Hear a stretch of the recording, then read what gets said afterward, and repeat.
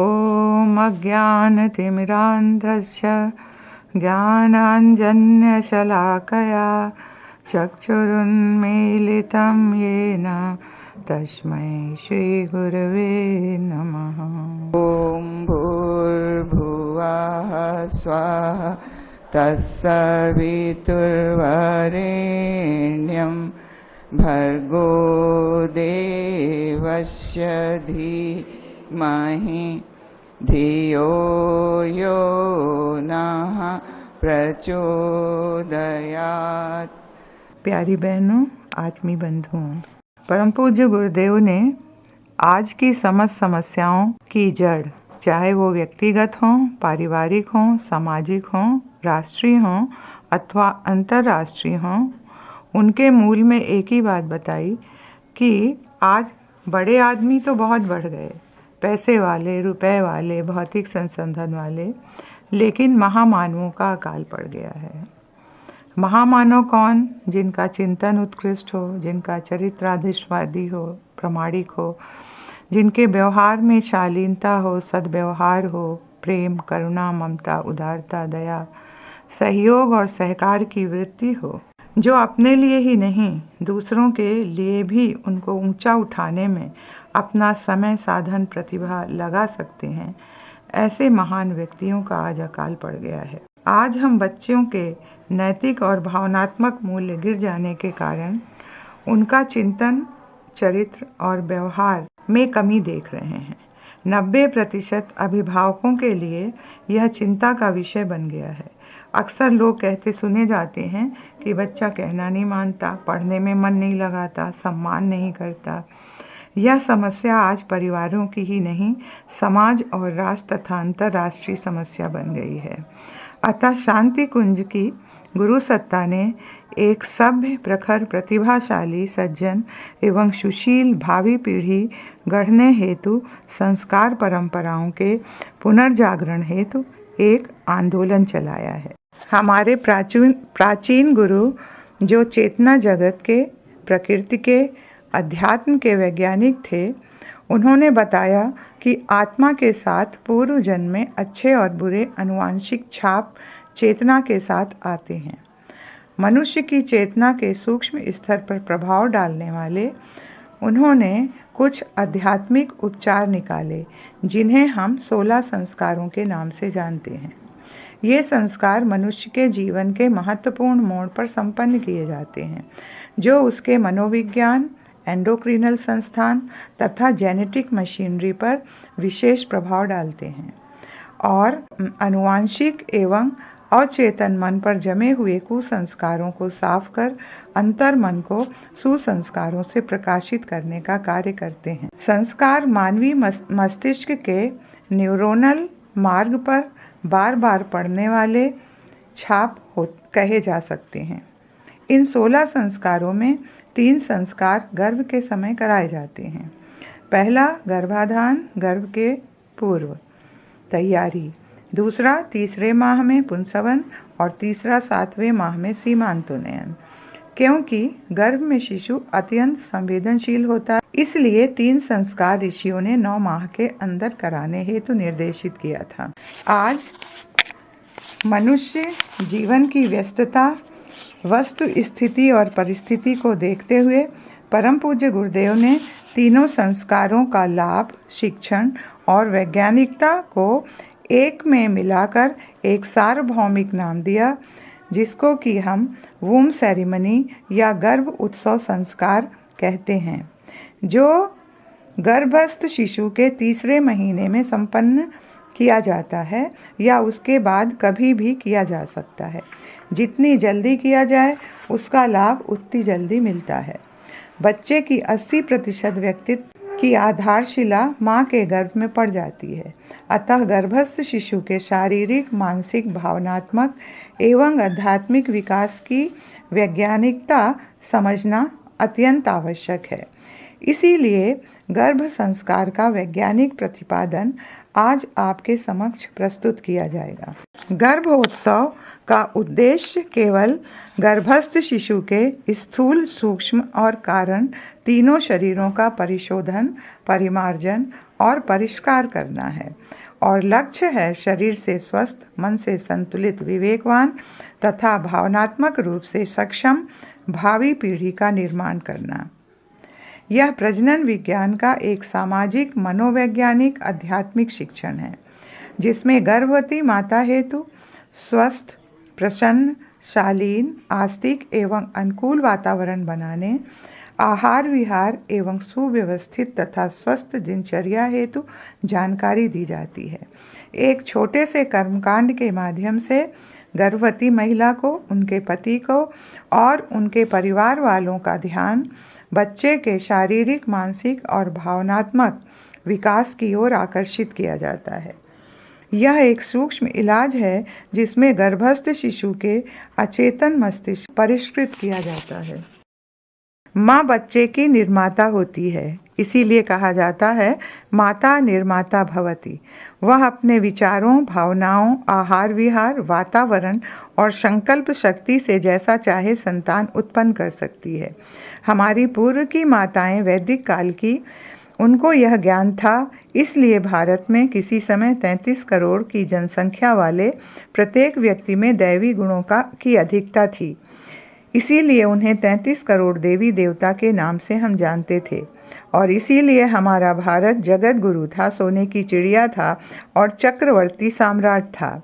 आप सभी ने वीर अभिमन्यु की कथा सुनी होगी। अभिमन्यु ने अपनी माँ सुभद्रा के गर्भ में चक्रव्यूह तोड़ना सीखा था और कहानी सुनाई थी उसके पिता अर्जुन ने। वो थोड़ी देर के लिए सो गई तो अभिमन्यु चक्रव्यूह तोड़कर बाहर निकलना नहीं सीख पाया, जिसका नतीजा उसको युद्ध क्षेत्र में भुगतना पड़ा, अपनी जान को गंवाकर।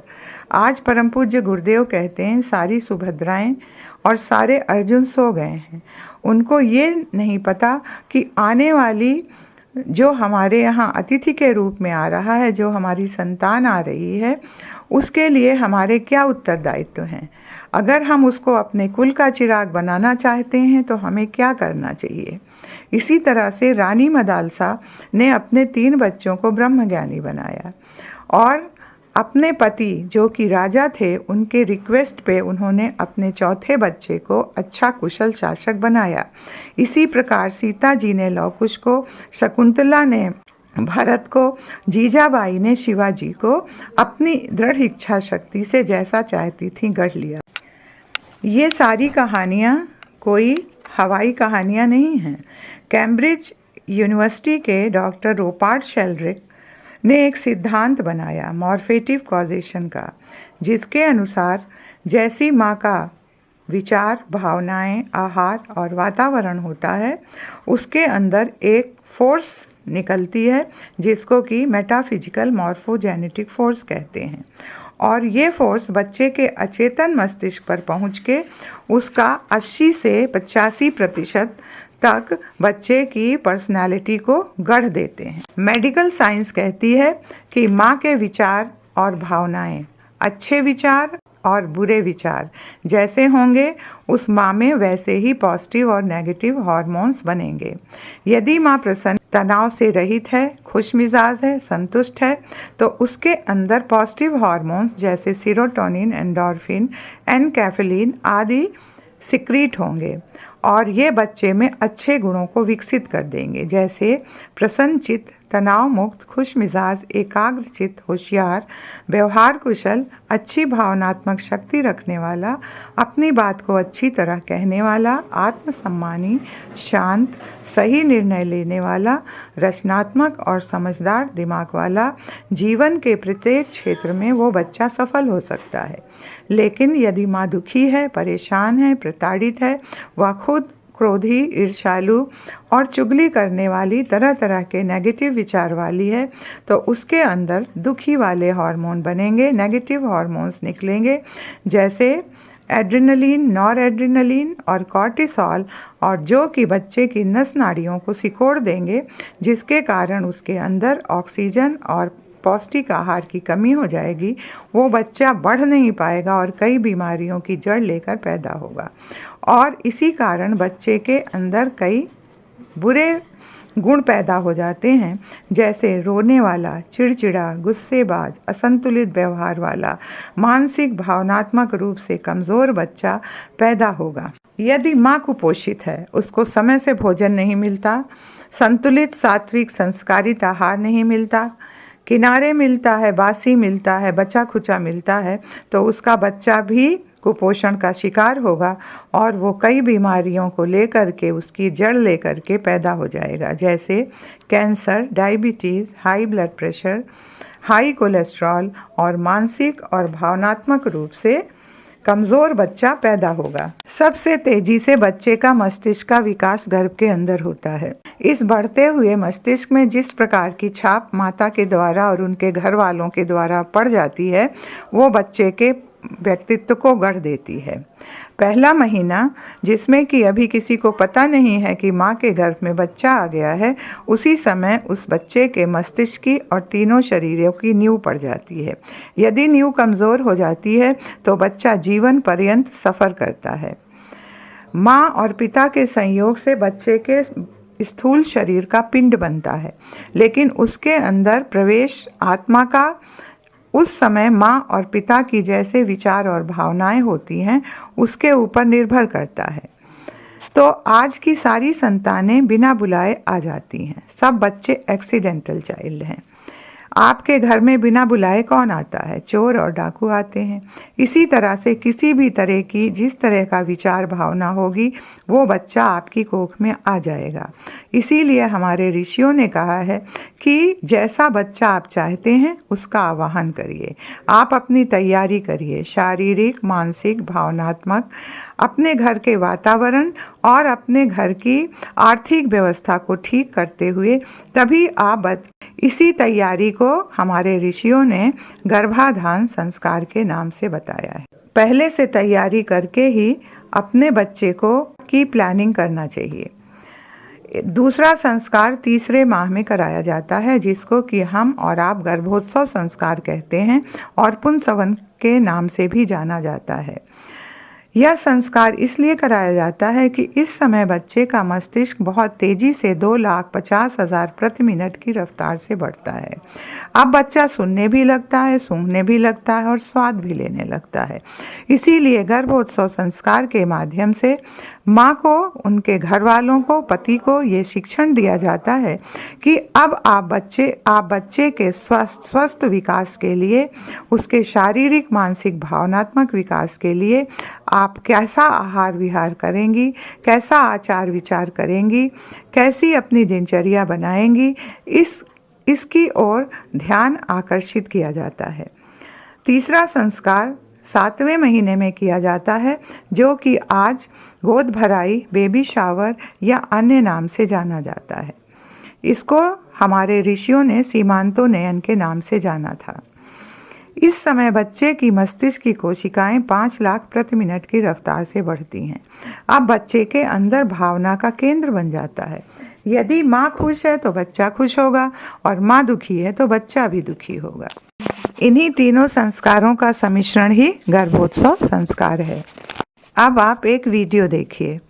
इसमें माँ और पिता बहुत ज़ोर ज़ोर से चिल्लाते हैं, ऊंची आवाज़ में बोलते हैं, लड़ाई झगड़ा करते हैं, जिसके कारण सोता हुआ बच्चा, रिलैक्सिंग बच्चा चौंक जाता है, टेंशन में आ जाता है और उसके अंदर वैसे ही नेगेटिव हार्मोन बनेंगे और वैसा ही रोने वाला, चिड़चिड़ा, गुस्सेबाज बच्चा बन जाएगा।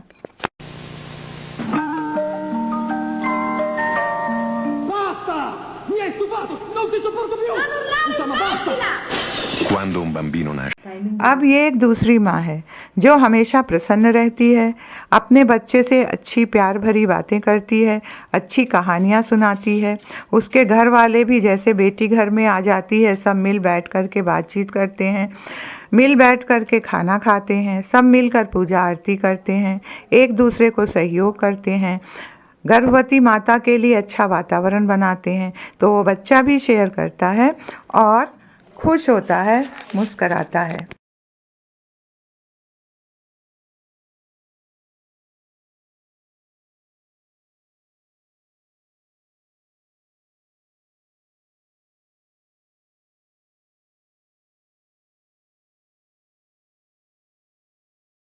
वो मुस्कराता ही नहीं, अच्छे म्यूजिक सुन करके डांस भी करने लगता है।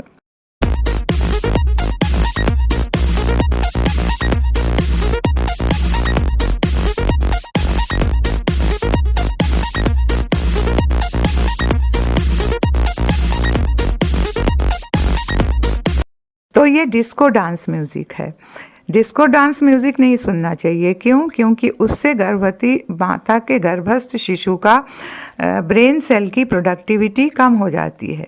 इसलिए आज वैज्ञानिक कहते हैं कि उस माता को गूंजने वाली आवाज़, जैसे हमारे जितने मंत्र हैं, वैदिक मंत्र हैं, छंद हैं, इंस्ट्रूमेंटल म्यूज़िक है, क्लासिकल म्यूज़िक है आदि, ओंकार है, या आपके कलमे भी हो सकते हैं। जिस भी धर्म में जो भी गूंजने वाली सुरीली मधुर आवाज़ हो, वो माता को सुनने से उस बच्चे का मानसिक, भावनात्मक और शारीरिक डेवलपमेंट बहुत अच्छा हो जाता है। जैसे इन म्यूज़िक को सुनने से गायें दूध अच्छा देने लगती हैं, पेड़ पौधों की ग्रोथ अच्छी हो जाती है, उसी तरह से इस बच्चे पर भी असर पड़ता है। अमेरिका की रिसर्च लेबोरेटरी ने आज ये साबित कर दिया है कि सूर्य की आवाज़ ओंकार है और वह सबसे अच्छी गूंजने वाली प्राकृतिक आवाज़ है। अतः ओम के उच्चारण के साथ भी हम अपने बच्चे का विकास, बहुत अच्छा चौतरफा विकास कर सकते हैं। The sound of the sun recorded by NASA is precisely as the ancient Hindus had described it in the Vedas thousands of years ago. It is a mantra that can be intoned with human speech as Om.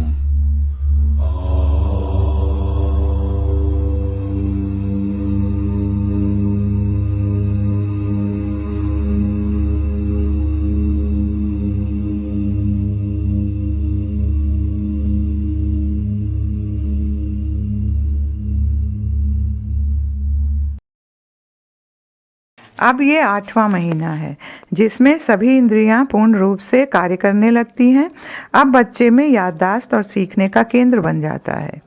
अब जैसे माँ बाप, भाई बहन बोलेंगे, कहते हैं कि गर्भस्थ शिशु 24 घंटे में अपनी माँ के 5000 शब्द सीखता है। इसके अलावा अपने भाई बहन, घर के जितने भी प्राणी हैं उनके, और जो जानवर हैं उनकी भी आवाज़ को वो समझने लगता है और सीख लेता है और वो उसको याद कर लेता है। 9वें महीने में बच्चा कई भाषाओं को याद करने की क्षमता रखता है।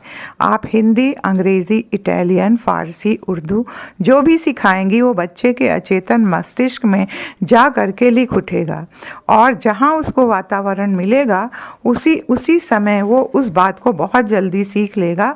जैसे एक बीज को यदि बो दिया जाता है तो हवा, पानी और खाद पा करके वह अंकुरित होने लगता है। उसी तरह से वातावरण को पाकर अचेतन में बैठे हुए जो भी आपने सिखाया है वो बच्चे के अंदर से बहुत जल्दी सीख करके अपने जीवन में उतरने लगता है। इस वीडियो में एक माँ है जो अपने बच्चे को पहले दिन से लेकर 1.5 साल तक अथक प्रयास करती है, उसको वैज्ञानिक बनाना चाहती है। अब ये बच्चा 1.5 साल पे ना केवल बोलने लगा बल्कि वो पढ़ने भी लगा, जबकि नॉर्मल बच्चे 2 साल में बोलना सीखते हैं। Let's start, Ishi.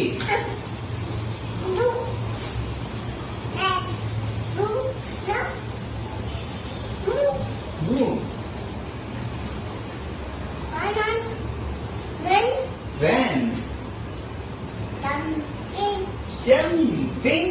Very good. अब एक ये दूसरा वीडियो है जिसमें 2 बच्चे जुड़वा हैं। इनकी माँ जब ये गर्भ में थे तो अपनी हाथ को पेट पे रख के भावना करती थी कि जो हम गीता का ये अध्याय पढ़ रहे हैं ये सब हमारे बच्चे सुन रहे हैं। और उसका नतीजा ये निकला कि वो बच्चे जब बोलने लगे तो वो गीता का वो अध्याय बिना देखे हुए, बिना कुछ पढ़े हुए वो उसको एक्सटेम्पोर बोलने लगे। आप उसका भी वीडियो देखिए। ये वीडियो हमारे एक 9 कुंडी यज्ञ में हमारे भाइयों ने खींचा था। ओम श्री परमात्मने नमः। अथ सप्तदशोऽध्यायः षोडशोऽध्यायः श्रद्धात्रयविभागयोगः अर्जुन उवाच ये शास्त्रविधिमुत्सृज्य। माँ के गर्भ में बच्चे की व्यक्तित्व पूर्ण रूप से उसकी नींव पड़ जाती है। व्यक्तित्व का मतलब IQ, EQ और SQ।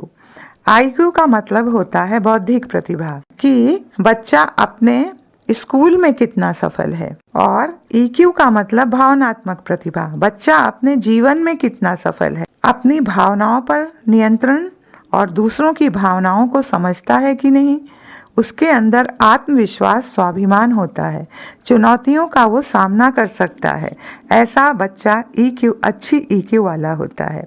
SQ का मतलब होता है सामाजिक प्रतिभा और आध्यात्मिक प्रतिभा। सामाजिक प्रतिभा का मतलब होता है जीवन में आने वाले विरोधों, अवरोधों और द्वंद्वों का सामना कितनी आसानी से कर लेता है, दूसरों के साथ उसका व्यवहार कैसा है, अपने परिवार में और अपने समाज में दूसरों के साथ व्यवहार कुशलता कैसी है।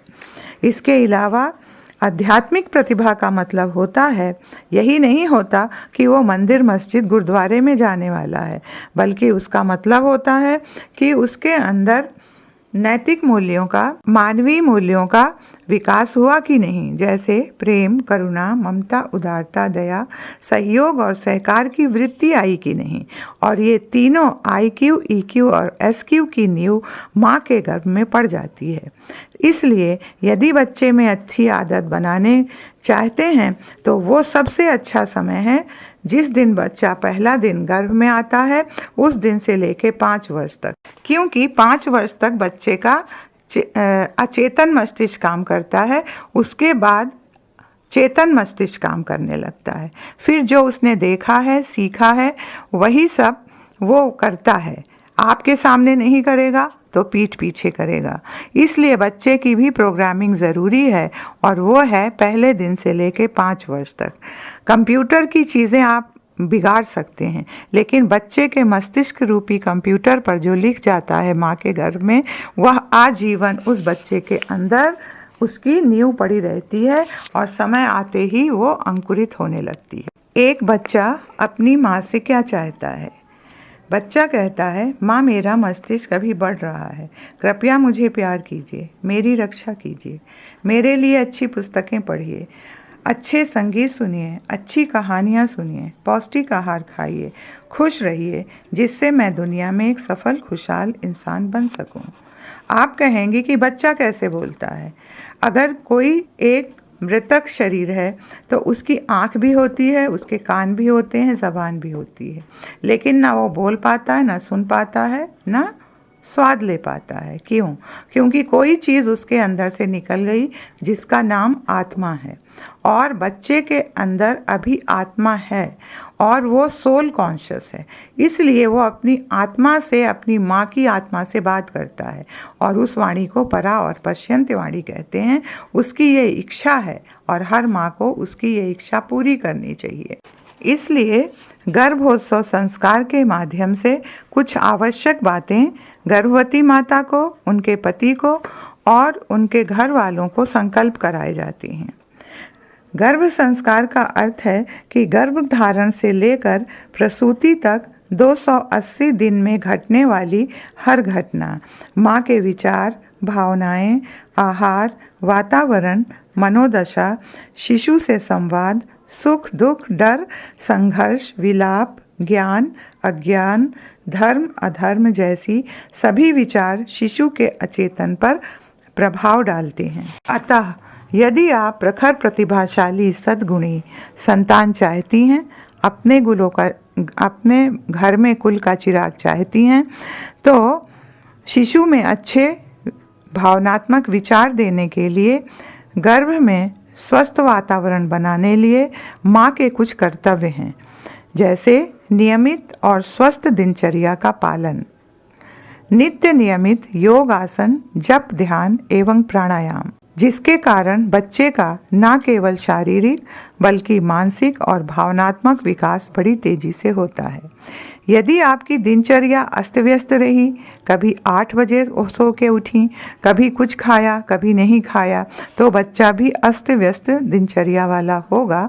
और आपका बच्चा अगर अस्त व्यस्त अनियमित दिनचर्या का है तो वो जीवन में सफल होने में बहुत कष्ट मिलेगा। नित्य नियमित अपने धार्मिक पुस्तकें जैसे रामायण, गीता, बाइबिल, कुरान शरीफ, गुरु ग्रंथ साहब आदि का पाठ करना चाहिए ताकि बच्चे में आस्तिकता का गुण आए। वो ये जान सके कि कोई निराकार सत्ता है जो हमें 24 घंटे देख रही है। इससे बच्चों में गलत काम करने के प्रति सजग हो जाती हैं। शौर्य, साहस, सकारात्मक सोच और मानवीय मूल्यों को विकसित करने वाले साहित्य, सफल व्यक्तित्वों का चरित्र आदि पढ़ना चाहिए ताकि बच्चों में गुणों का विकास हो सके। डरावने और उत्तेजना वाले साहित्य, धारावाहिक या सिनेमा से बचना चाहिए। कम से कम प्रतिदिन विभाजित 4 घंटे सुबह, दोपहर, शाम अच्छे सुखदायी संगीत, गूंजने वाले संगीत सुनना और गुनगुनाना भी चाहिए। इसके अलावा ध्यान के माध्यम से, अच्छी बातें करके, कहानियाँ सुना करके, स्वाध्याय करके, प्रवचन सुन के, अनेक माध्यमों से बच्चे में अच्छे गुण विकसित करने का प्रयास करना चाहिए। प्रसन्न, स्वस्थ और सकारात्मक वातावरण बनाना, अपने अच्छे दिनों की याद करना, घर में सुंदर, प्राकृतिक, प्रेरणा देने वाले चित्र लगाना चाहिए। तली भुनी मसालेदार चीज़ों से परहेज करना चाहिए। संतुलित, सात्विक और संस्कारित भोजन करना चाहिए, जैसा कि डॉक्टर भी बताते हैं। प्रतिदिन 1 से 2 घंटे का विश्राम भी करना चाहिए, जिसमें 15 मिनट सोने के होने चाहिए। और विश्राम के समय आप स्वाध्याय, ध्यान आदि भी कर सकती हैं। ईर्ष्या, द्वेष, हठवादिता, रूठना आदि से बचना, सेवा भावना रखनी चाहिए। घर में आस्तिकता एवं सहयोग सहकार का वातावरण बनाने हेतु सामूहिक आरती, पूजा, साधना, भोजन, बातचीत आदि करना चाहिए। और हाँ, चिकित्सकीय परीक्षण चिकित्सक से आंगनवाड़ी या आशाओं के पास जाकर अवश्य कराना चाहिए और उनके निर्देशानुसार टेटनस के 2 टीके, आयरन, कैल्शियम की गोली और पौष्टिक आहार खाना चाहिए ताकि बच्चा न केवल मानसिक, भावनात्मक और आध्यात्मिक रूप से स्वस्थ हो बल्कि शारीरिक रूप से भी वो बच्चा स्वस्थ हो। अब पति और परिवार के लोगों के भी कुछ कर्तव्य हैं। बच्चे के स्वस्थ विकास के लिए वातावरण स्वस्थ, सुखमय, प्रसन्न और आध्यात्मिक बनाने की समुचित व्यवस्था करेंगे। परस्पर द्वेष, बैर भुलाकर शालीनता का वातावरण बनाएंगे। गर्व पर अभाव, नशा सेवन और कुसंस्कारों की छाया नहीं पड़ने देंगे। स्वाध्याय एवं सत्संग की व्यवस्था बनाएंगे। घर में क्रोध, तनाव, तेज आवाज़, गाली गलौज, कलह क्लेश आदि का वातावरण नहीं बनने देंगे। हम भावी माता के आहार विहार, आचार विचार एवं आवश्यक साधन सुविधा की व्यवस्था बनाए रखेंगे। गर्भिणी के उचित आकांक्षाओं को पूरा करेंगे। वह क्या खाना चाहती है और कैसा व्यवहार चाहती है, यदि उचित है तो पूरा करने का प्रयास करेंगे। इस गर्भोत्सव संस्कार में केवल भौतिक पदार्थ उपहार के रूप में नहीं बल्कि उस बच्चे के मानसिक, भावनात्मक और आध्यात्मिक डेवलपमेंट के लिए कुछ विशेष उपहार पुस्तकों के रूप में भी दिए जाते हैं, जो कि परम पूज्य गुरुदेव ने विशेषकर परिवार निर्माण के साहित्य में लिखे हैं। जैसे आओ गढ़ें संस्कारवान पीढ़ी भाग 1, हमारी भावी पीढ़ी और उसका निर्माण। यह वांग्मय 63 नंबर का है, जिसमें परम पूज्य गुरुदेव ने पहले दिन से लेके यंग एज तक बच्चे के साथ कैसा व्यवहार करना है, उसको कैसे अच्छा इंसान बनाना है, वो केवल शिक्षा में ही नहीं बल्कि अपने जीवन में भी सफल होकर के आपके गुरुकुल को गौरवान्वित कर सके, सारी चीज़ें इसमें लिखी हुई हैं। तीसरी पुस्तक है हमारे महान उत्तराधिकारी। इसमें बच्चे के भावनात्मक विकास के लिए बहुत ही अच्छी बातें लिखी हैं। ये 3 पुस्तकें बहुत ही आवश्यक हैं। इसके अलावा अन्य पुस्तकें भी हैं जो कि इसमें लिखी हुई हैं। आप इनको सब साहित्य स्टॉल से खरीद सकते हैं और अपने घर में स्वर्गीय वातावरण, अपने कुल को, चिराग को जैसा आप चाहती हैं वैसा बना सकते। अतः यदि आप अपने कुल को गौरवान्वित करने वाली कुल का चिराग चाहते हैं, जो प्रखर, प्रतिभाशाली, सज्जन, सद्गुणी, सभ्य, समुन्नत संतान हो, जो न केवल अपने परिवार, समाज, राष्ट्र और युग की समस्याओं के समाधान में अपना योगदान दे सके, ऐसी संतान चाहते हैं तो गर्भोत्सव के माध्यम से जो संकल्प कराए गए हैं उनको यदि पूर्ण निष्ठा से 9 माह तक पालन करते हैं तो ज़रूर आपके घर में ही नहीं बल्कि समाज में 1 नहीं, 2 नहीं, हज़ारों नहीं, लाखों रामकृष्ण पैदा होंगे, लाखों जीसस क्राइस्ट पैदा होंगे, लाखों मोहम्मद साहब पैदा होंगे, शिवाजी राणा पैदा होंगे, लाखों सीता, सावित्री, अनसुईया, जीजाबाई, रानी लक्ष्मीबाई जैसी महिलाएं आपके यहाँ पैदा होंगी, जो कि पूरे विश्व में धरती पर स्वर्ग का अवतरण करेंगे और मनुष्य में देवत्व का उदय करेंगे। जो गुरुदेव का संकल्प है वो पूरा होगा। ओम शांति।